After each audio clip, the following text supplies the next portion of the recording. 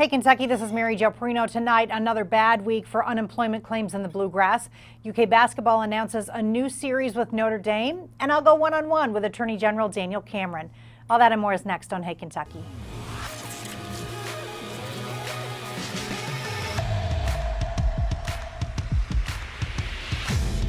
Welcome to Hey Kentucky with LEX 18 Sports Director Keith Farmer. And Keith, before we get started, just some really sad news that we wanted to share. Gary Moyers, who's worked for the Cat's Paws for a long time. He worked for the Danville Advocate Messenger, and he was most certainly a friend to everyone in this sports business, passed away last night. So we want to extend sympathies to his family.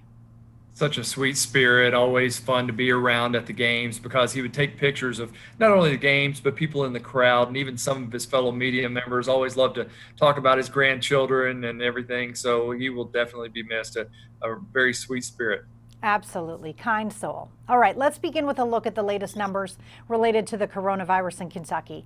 Governor Beshear announced 127 confirmed new cases yesterday, pushing the state's total over the 9,000 mark. However, the number of new cases has continued to decline in recent days. The governor expects that to continue. He is encouraging people to get tested for COVID-19, as only about 4.5% of the total population has. But the news about Kentucky's unemployment, not nearly as encouraging. Nearly 53,000 claims were filed last week, which is up from the week before, although it's still less than half of the single week high set back in March, and complaints about the claims process continue to roll in. Keith, more than 50,000 Kentuckians filing for unemployment last week. Just awful. I mean, and the amazing part about it is how much came back. I mean, I know it wasn't a whole lot, but we've had several businesses have the chance to reopen. And yet, again, those numbers continue to rise. And I know there are still people that are waiting from when they first put in unemployment, request and everything, and they're still waiting to hear. So hopefully it starts to pick up and they're able to get some relief. Oh, I sure hope so. All right, school leaders on all levels across the state continue to ponder their options when it comes to reopening for the 2020 fall semester. On the university level, Kentucky is looking at several scenarios as leaders survey the campus. At U of L, students are told to expect in-person classes barring a second spike in COVID-19 cases, but learning is still going to look a lot different regardless of how it happens.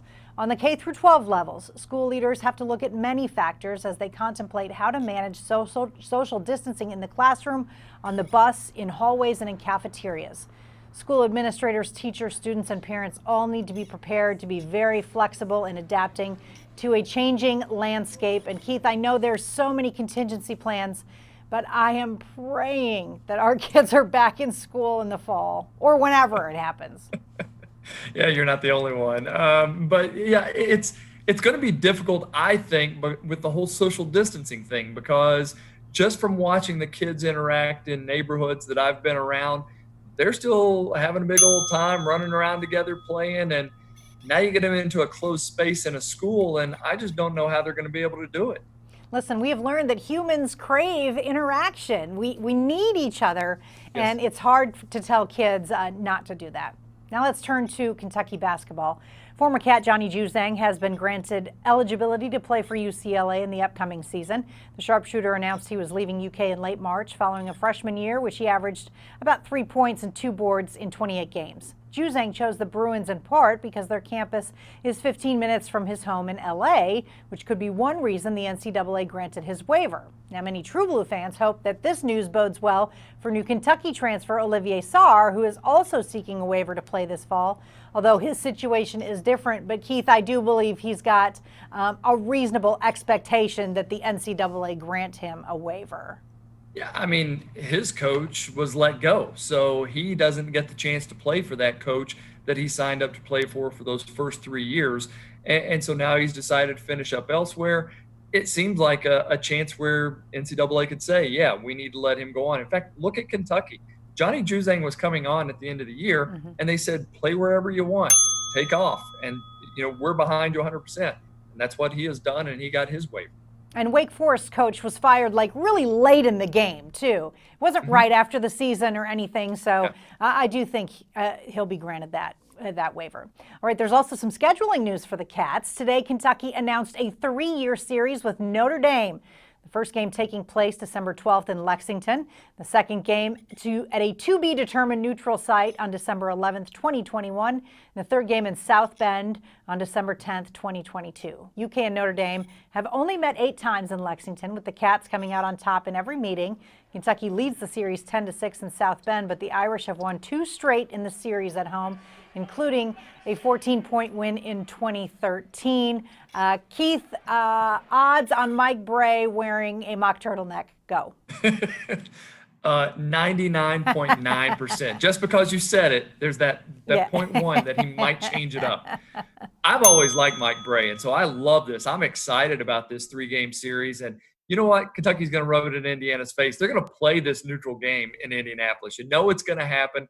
They're just trying to find the right chance to announce it and get it done. I think it happens there. I don't know. We'll see. But they've also said they're going to play at South Bend, too. So that's another way to rub it in Indiana's face a little bit. Yep. All right, now to our weekly feature on Hey Kentucky, What's the Beef? Sponsored by the Kentucky Beef Council. We've got 2 tonight, beginning with the latest on State Representative Savannah Maddox.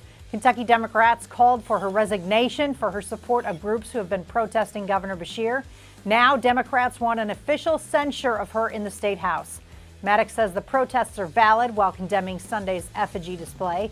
Meanwhile, the ACLU has filed suit to have the state's new voter ID law overturned because of the COVID-19 pandemic.